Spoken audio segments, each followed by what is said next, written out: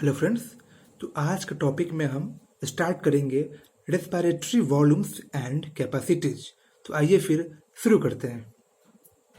Tidal volume, volume of air inspired और expired during a normal respiration. It is approx 500 ml. That is a healthy man can inspire और expire approximately 6000 to 8000 ml of air per minute. मतलब क्या हुआ कि हम अपने normal condition में जो भी एयर इंस्पायर्ड और एक्सपायर्ड करते हैं उसे हम क्या बोलते हैं? Tidal volume. ठीक है।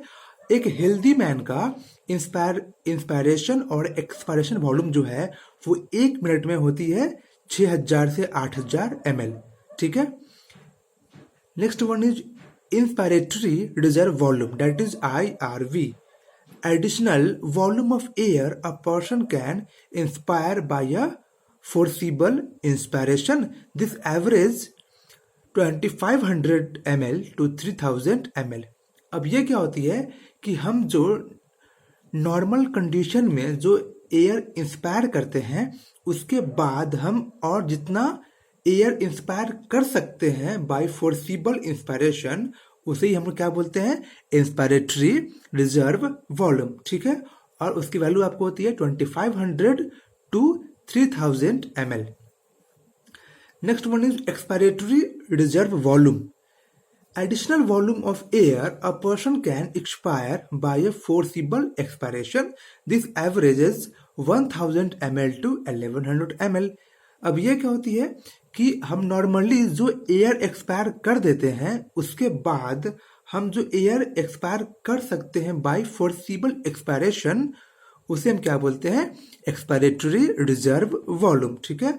और इसकी वैल्यू कितनी आपको होती है? 1000 ml to 1100 ml। ठीक है।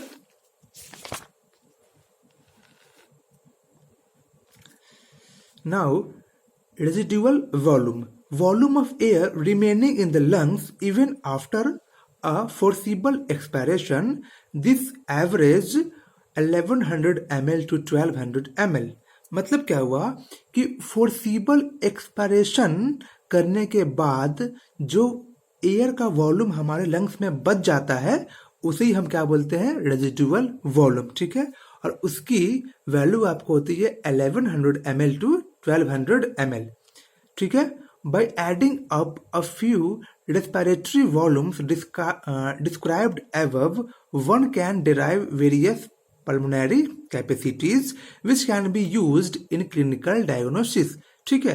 तो अब हम ऊपर जितने भी वॉल्यूम पढ़े हैं उस सबको ऐड कर कर अब हम आगे पढ़ेंगे। जैसे में इंस्पायरेटरी कैपेसिटी, ये क्या होती है?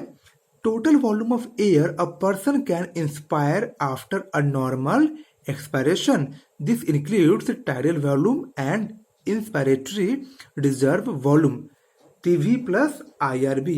अब ये क्या हो गई कि जब हम नॉर्मल एक्सपायर कर दिए, ठीक है, मतलब ये हुआ कि नॉर्मल एक्सपायरेशन करने के बाद हम जितना एयर अंदर ले सकते हैं तो वो आपको सबसे फर्स्ट क्या हो जाएगी?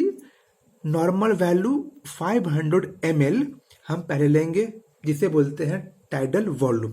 ठीक है। इसके बाद हम फोर्सिबल इंस्पायरेशन भी कर सकते हैं तो वो आपको आती है इंस्पायरेटरी रिजर्व वॉल्यूम में। ठीक है।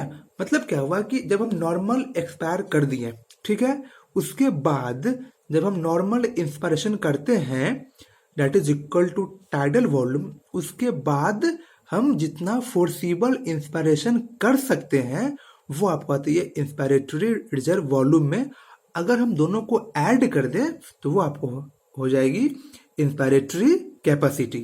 ठीक है। एक्सपायरेटरी कैपेसिटी क्या होती है? Total volume of air a person can expire after a normal inspiration. This includes tidal volume and expiratory reserve volume. मतलब क्या हुआ कि जब हम नॉर्मल इंस्पायरेशन करते हैं, ठीक है, उसके बाद हम जितना एयर बाहर एक्सपायर कर सकते हैं उसे हम क्या बोलते हैं? Expiratory capacity. मतलब क्या हुआ कि जैसे में हम जब नॉर्मल इंस्पायरेशन कर लिए, ठीक, उसके बाद हम नॉर्मल एक्सपायरेशन भी करेंगे जो आपको आ जाएगी टाइडल वॉल्यूम में। उसके बाद हम फोर्सिबल एक्सपायरेशन भी कर सकते हैं, वो आपको आ जाएगी ERV के अंदर, ठीक है। तो जब हम ये दोनों को ऐड कर देंगे तो आपको आ जाएगी एक्सपायरेटरी कैपेसिटी, ठीक है। अब नेक्स्ट वन क्या आपको है, functional residual capacity, volume of air that will remain in the lungs after a normal expiration, ठीक है। मतलब क्या हुआ कि नॉर्मल एक्सपायरेशन के बाद जो वॉल्यूम हमारे लंग्स में बचती है उसे हम क्या बोलते हैं, फंक्शनल रेजिडुअल कैपेसिटी, और वो आपको क्या हो जाएगी ERV प्लस RV। इसे समझिए अच्छे से। जैसे में क्या हुआ कि जब हम नॉर्मल एक्सपायर कर दिए, ठीक है, उसके बाद हम जानते हैं कि हमारे अंदर अभी एक और है, वो आपको है ERV भी है, एक्सपायरेटरी रिजर्व वॉल्यूम, जिसे हम फोर्सिबल इंस्पायरेशन के थ्रू लिए थे, ठीक है। तो नॉर्मल एक्सपायरेशन के बाद हमारे लंग्स में अभी एक्सपायरेटरी रिजर्व वॉल्यूम बची है और प्लस में क्या है, रेजिडुअल वॉल्यूम भी बची है। तो जब हम इस दोनों को ऐड कर देंगे तो आपको बनेगी क्या, फंक्शनल रेजिडुअल कैपेसिटी, ठीक है। वाइटल कैपेसिटी क्या होती है, the maximum volume of air a person can breathe in after a forced expiration. This includes ERV, TB and IRV, or the maximum volume of air a person can breathe out after a forced inspiration. इसे समझे अच्छे से।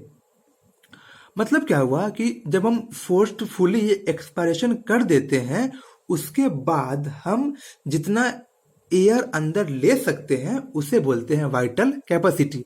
मतलब क्या हुआ, मतलब ये कि जब हम फोर्सफुली एक्सपायरेशन कर दिए उसके बाद हम एक्सपायरेटरी रिजर्व वॉल्यूम ले सकते हैं, ठीक है, प्लस में क्या, tidal volume and inspiratory reserve volume, ये तीनों ले सकते हैं, ठीक है।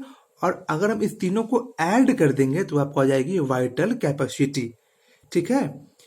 टोटल लंग्स कैपेसिटी क्या होती है, total volume of air accommodated in the lungs at the end of forced inspiration. This includes RV, ERV, TB and IRV और vital capacity plus residual volume।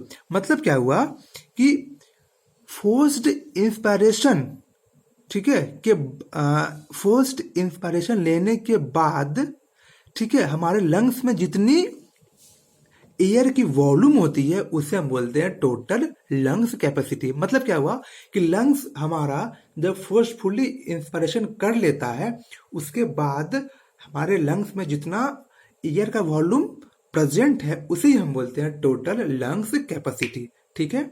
तो ये जितने भी आपने पढ़ा है वॉल्यूम, ये काफी इंपॉर्टेंट है और नीट में हर साल एक न एक क्वेश्चन आ ही जाता है, ठीक है। तो इसे आप अच्छे से समझ ले, याद कर ले और ठीक, और इसका कॉन्सेप्ट बना के रखें, ठीक है। अब हम आगे चलते हैं एक्सचेंज ऑफ गैसेज पे। Alveoli are the primary site of exchange of gases, ठीक है। एल्वियोलाई जो है वो प्राइमरी साइट होती है जहां पर गैसेज का एक्सचेंज होता है। ये काफी इंपॉर्टेंट है। वो आपसे पूछ सकता है कि हमारे लंग्स में प्राइमरी साइट वो कहाँ पे होती है, प्राइमरी साइट कौन सी है जहां पे गैसेज का एक्सचेंज होता है, ठीक है। Now exchange of gases also occurs between blood and tissue, ठीक है। देखिए प्राइमरी साइट तो आपको एल्वियोलाई है, ठीक है। Exchange of gases also occurs between blood and tissue. Gases का एक्सचेंज जो है वो ब्लड और टिश्यू के बीच में भी होता है। O2 and CO2 are exchanged in this site by simple diffusion, mainly based on pressure या concentration gradient, solubility of the gases as well as thickness of membrane involved in the diffusion are also some important factor that can affect the rate of diffusion, ठीक है। और ये जो gases का exchange होता है ये होता है बाय सिंपल डिफ्यूजन। ये काफी इंपॉर्टेंट है, वो पूछ सकता है आपसे एग्जाम में कि गैसेज का एक्सचेंज है वो किस मेथड के थ्रू होता है, तो वो आपको आ जाएगी सिंपल डिफ्यूजन से, ठीक है। और ये किस पर डिपेंड करता है, तो वो आपको करती है डिपेंड प्रेशर पे, कॉन्सेंट्रेशन पे, solubility of gases as well as thickness of the membrane. ये काफी इंपॉर्टेंट लाइन है, वो पूछ सकता है वो कि वो कौन कौन सा कंडीशन है जिस पर गैसेज का एक्सचेंज जो है या फिर सिंपल डिफ्यूजन जो है वो डिपेंड करती है, ठीक है। इसे आप ध्यान रखेंगे। Pressure contributed by an individual gas in a mixture of gases is called partial pressure and is represented as PCO2 for oxygen and PO2 for oxygen and PCO2 for the carbon dioxide। ठीक है, मतलब क्या हुआ कि अगर हम gas का mixture ले लें तो उसमें हर एक गैस का जो प्रेशर होता है उसे हम बोलते हैं पार्शियल प्रेशर, ठीक है। Partial pressure of these two gases in atmospheric air and the two sides of diffusion are given in table 17.1 and in figure 17.3. The data given in table clearly indicate a concentration gradient for oxygen from alveoli to blood and blood to tissue। ठीक है, तो ये आपको एक table दे रखा है। इस table में आपको बता रखा है कि पार्शियल प्रेशर ऑफ ऑक्सीजन और CO2 एटमॉस्फेरिक एयर में क्या होगी, एल्वियोलाई में क्या होगी, डीऑक्सीजनेटेड ब्लड में क्या होगी और ऑक्सीजनेटेड ब्लड में क्या होगी और टिश्यू में क्या होगी। तो आप इस बक्से को अच्छे से याद कर लें, नीट में क्वेश्चन यहां से भी आ सकता है, ठीक है। और ये फिगर है, इस फिगर को तो आप ध्यान रख ही लें कि सिस्टेमिक वेन्स में कितना होता है प्रेशर, सिस्टेमिक आर्टरी में कितना होता है, ठीक है। इस सबको आप अच्छे से ध्यान रख लें, ठीक है। अब आगे बढ़ते हैं। Similarly a gradient is present for CO2 in the opposite direction, that is from tissue to blood and blood to the alveoli, ठीक है ना। जैसे ये ऑक्सीजन का होता है partial pressure, same as CO2 का भी क्या होता है पार्शियल प्रेशर, ठीक है। As the solubility of CO2 is 20 to 25 times higher than that of O2. The amount of CO2 that can diffuse through the diffusion membrane per unit difference in partial pressure is much higher compared to that of O2। ये काफी important line है कि CO2 का जो solubility होता है वो 20 to 25 times ज्यादा होता है as compare to the O2। ये काफी इंपॉर्टेंट लाइन है, इसे आप ध्यान रखिएगा, ठीक है। The diffusion membrane is made up of 3 major layers, namely the thin squamous epithelium of alveoli, the endothelium of alveolar capillaries and the basement substances in between them, ठीक है। और ये जो डिफ्यूजन मेम्ब्रेन है जिसके थ्रू O2 और CO2 का exchange होता है वो बना होता है 3 मेजर लेयर से। वो आपको कौन कौन सी है, एक आपको है squamous epithelium of alveoli, second one is endothelium of alveolar capillaries and third one is basement substances that present between the squamous epithelium and endothelium, ठीक है। तो ये भी इंपॉर्टेंट है, समझ गए। However its total thickness is much less than a millimeter। ये भी इंपॉर्टेंट है, वो पूछ सकता है thickness of the diffusion membrane, ठीक है।